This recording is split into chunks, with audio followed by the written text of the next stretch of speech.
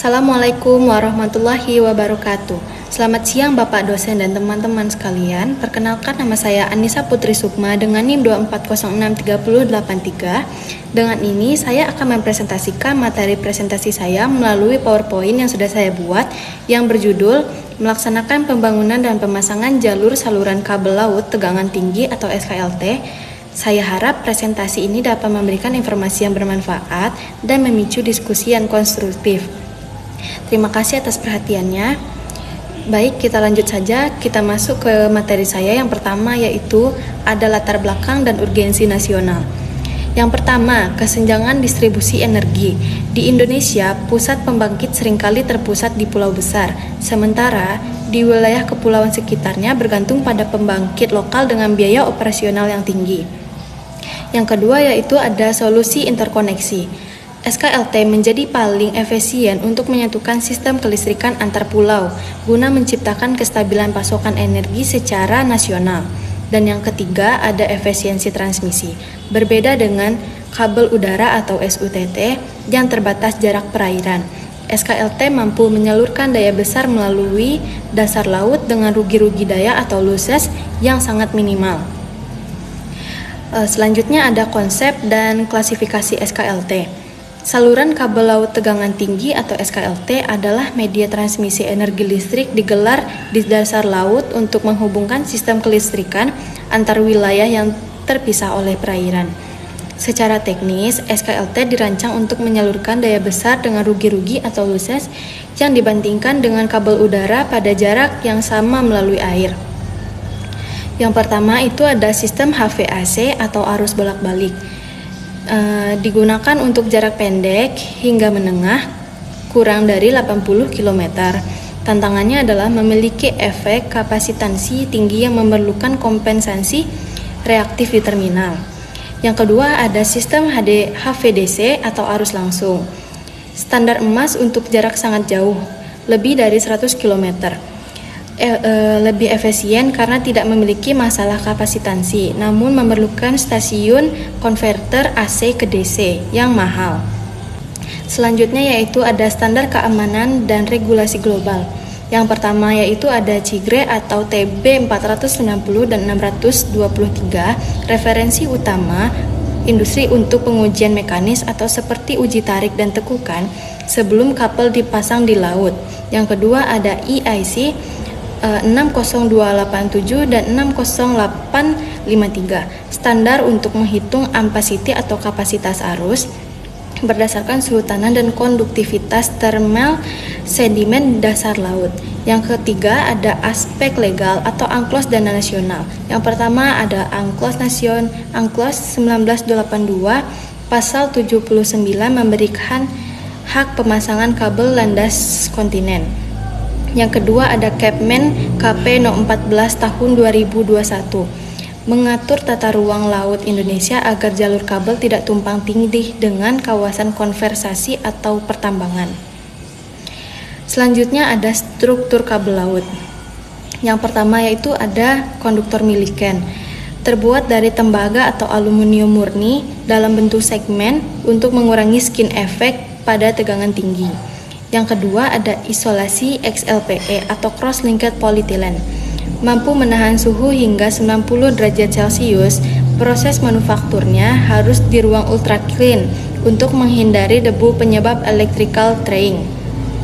Yang ketiga ada sistem water blocking, menggunakan pita pembengkak atau swilling tape yang akan menutup celah secara otomatis jika terjadi kebocoran lapisan luar.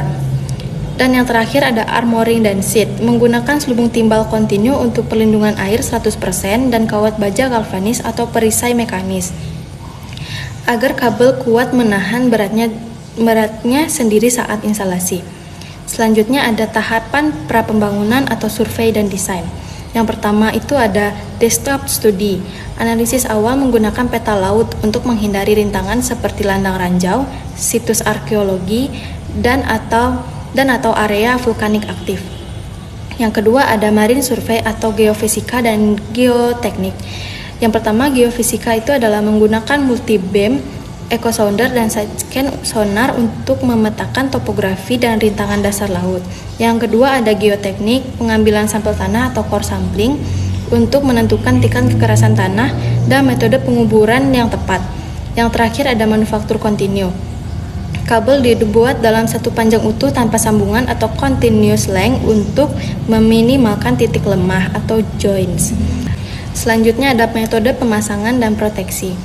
Surface laying, kabel diletakkan langsung di dasar laut, hanya dilakukan di dalam laut lebih dari 1000 meter karena aman dari aktivitas manusia. Yang kedua ada post lay burial atau jetting.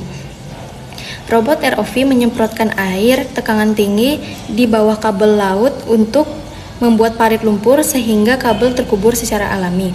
Yang ketiga ada HDD atau Horizontal Directional Drilling. Teknik pengeboran horizontal untuk menarik kabel dari laut ke darat tanpa merusak ekosistem atau pantai atau fasilitas publik.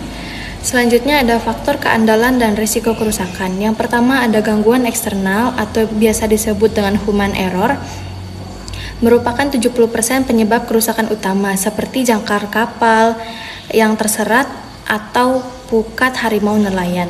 Yang kedua adalah kondisi geologis.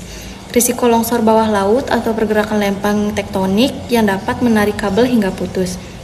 Yang ketiga, faktor eksternal atau overheating. Sedimen yang terlalu tebal di atas kabel dapat menghambat pelepasan panas sehingga menurunkan kapasitas hantar arus atau derating.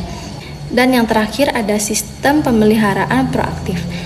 Yang pertama ada monitoring AIS atau Automatic Identification System, memantau posisi kapal secara real time. Sistem akan memberikan peringatan jika ada kapal yang berhenti lama atau indikasi membuang jangkar di jalur kabel. Yang kedua ada DTS, yaitu Distributed Temperature Sensing, memanfaatkan serat optik terintegrasi untuk mendeteksi titik panas atau hotspot yang menandakan adanya beban berlebih atau anomali lingkungan.